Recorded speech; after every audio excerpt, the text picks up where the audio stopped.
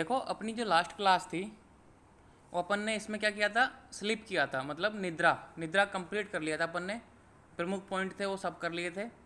अति निद्रा की चिकित्सा, अकाल निद्रा की चिकित्सा, अनिद्रा की चिकित्सा और निद्रा का समय, मतलब जो नींद का समय है वो कितना ही सोना है वो अपन ने पूरा कर लिया। अब करेंगे अपन ब्रह्मचर्य। ठीक है, तो ब्रह्मचर्य का मीनिंग क्या है? एक तो होता है कि भाई आजीवन ब्रह्मचर्य रहना।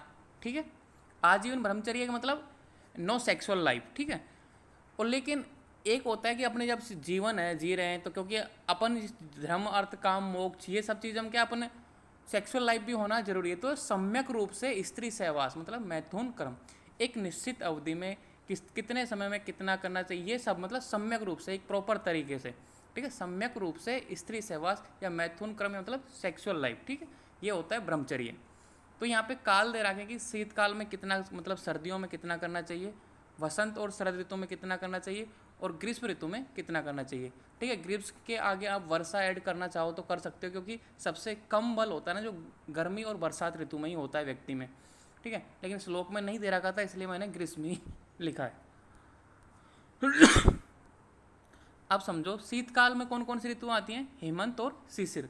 दो ऋतुओं में आप इच्छा अनुसार, मतलब जितनी आपकी कैपेसिटी है उतनी आप सेक्सुअल कर सकते हो। वाजीकरण द्रव्यों से तृप्त मनुष्य, आप ऐसा भी नहीं है कि आप कुछ अच्छा खा पी भी नहीं रहे हो, मतलब आप अच्छा हेल्दी खा फूड भी नहीं ले रहे हो और ज़रूरत से ज़्यादा मतलब एक्सेसिव सेक्स कर रहे हो। ठीक है, तो कहने का मतलब ये है कि आपको वाजीकरण द्रव्यों से, जैसे कि दूध है, स्निग्ध है, घी पदार्थ है, ऐसे मतलब अच्छे अच्छे पदार्थों का सेवन करते हुए तृप्त हुए, जैसे कि शरीर में कोई बल हास ना हो, कोई कमी ना हो, तो शीतकाल में आप इच्छा अनुसार सेक्सुअल कर सकते हो।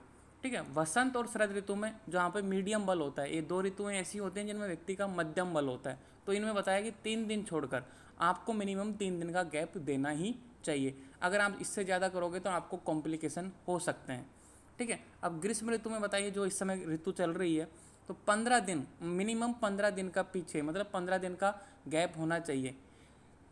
मतलब अगला इंटरकोर्स करने से पहले आपको 15 दिन का गैप देना है, तो 15 दिन पीछे संभोग या सेक्स करें। ये ग्रीष्म और वर्षा में दो में लिख सकते हो आप। ठीक है, तो ये इसके काल दे रहा है कि भाई शीतकाल में कितना कर सकते हैं, वसंत और शरद में कितना कर सकते हैं और ग्रीष्म में कितना कर सकते हैं। तो यहाँ पे लिखा है, इसका मीनिंग ये है कि सम्यक रूप से ये आयुर्वेद में ये काल बताएं कि आपको अगर आयुर्वेदिक अनुसार सेक्सुअल लाइफ रखनी है तो इतना इतना आपको ध्यान रखना है कि भाई वसंत और शरद में 3 दिन छोड़ के करना है, ग्रीष्म में मिनिमम 15 दिन का गैप देना है।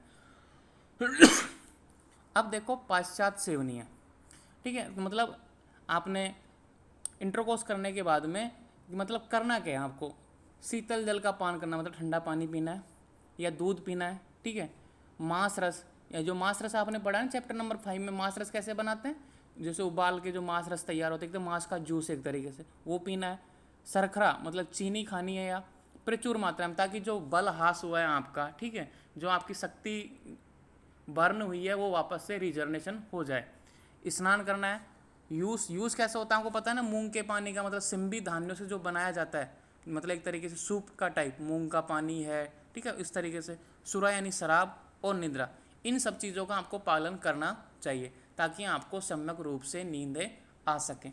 अब यहाँ पे देखो मैथुन कर्म करने से क्या होता है, वात की वृद्धि होती है शरीर में। ठीक है, वात की वृद्धि को कम करने के लिए जितना ज़्यादा आप मैथुन करोगे उससे वात की वृद्धि बहुत ज़्यादा होगी। ठीक है, तो ये क्या करता है कि जो वात बढ़ा हुआ था मैथुन करने के बाद में उसको डाउन कर रहा है। जैसे कि हम शीतल जल क्यों बोला है यहाँ पे, क्योंकि थोड़ा रिलैक्स करने के लिए। शीतल जल का ज़्यादा सेवन नहीं करना, नहीं तो शीतता आ जाएगी, वात और ज़्यादा बढ़ जाएगा, तो कम। इसलिए शीतल जल तो थोड़ा सा रिलैक्स के लिए। फिर है दूध है, मांस रस है, शर्करा है, प्रचुर मात्रा में स्नान है, यूस है, सुरा है, निद्रा, ये सब क्या करते हैं, कफ को बढ़ाते हैं, मतलब वात को कम करते हैं, तो ताकि वो जो नॉर्मल बैलेंस है वो वापस बना रहे।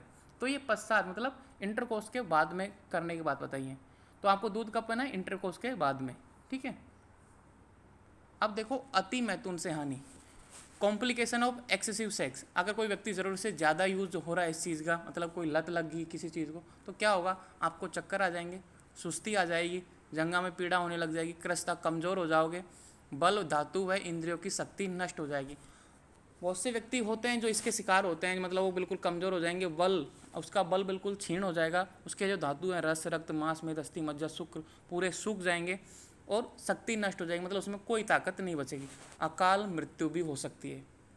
कहने का मतलब आप अगर ज़रूर एक्सेसिव मतलब मात्रा में से ज़्यादा इंटरकोर्स करोगे तो आपकी मृत्यु भी हो सकती है। ठीक है, क्योंकि आपका देखो बल खत्म हो गया, धातु खत्म हो गई, कमज़ोर हो गए, तो धीरे धीरे आप इम्यूनिटी डाउन हो जाएगी, तो छोटे से ही रोग से आपकी मृत्यु हो सकती है। तो तभी तो बताया कि यहाँ पे देखो, तभी तो ये बताया कि सम्यक रूप से स्त्री से, मतलब एक नियमित तरीके से, तो आयुर्वेद में जो टाइम बताया उसका पालन करना है आपको।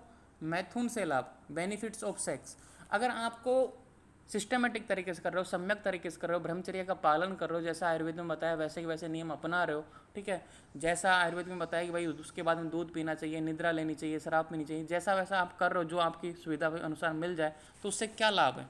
जो व्यक्ति मैथुन पर वश कंट्रोल रखता है, मतलब जैसा आयुर्वेद में बताया वैसा वैसा यूज करता है, तो वह स्मृतिशाली, उसकी याददाश्त बढ़ती है, मेद शक्तिशाली बनता है, ठीक है, मेद यानी उसकी जो बुद्धिमत्ता है ना वो बढ़ेगी, लंबी आयु को प्राप्त होगा, स्वास्थ्य अच्छा मतलब एक तरीके से हेल्दी बॉडी रहेगी, पुष्ट एकदम ताकतवर रहेगा, इंद्रियों में बल, जो आपकी इंद्रियां हैं, इंद्रियों में कौन है, वही जो 5 ज्ञानेंद्रिय 5 कर्मेंद्रिय, वो अच्छे तरीके से काम करेंगी,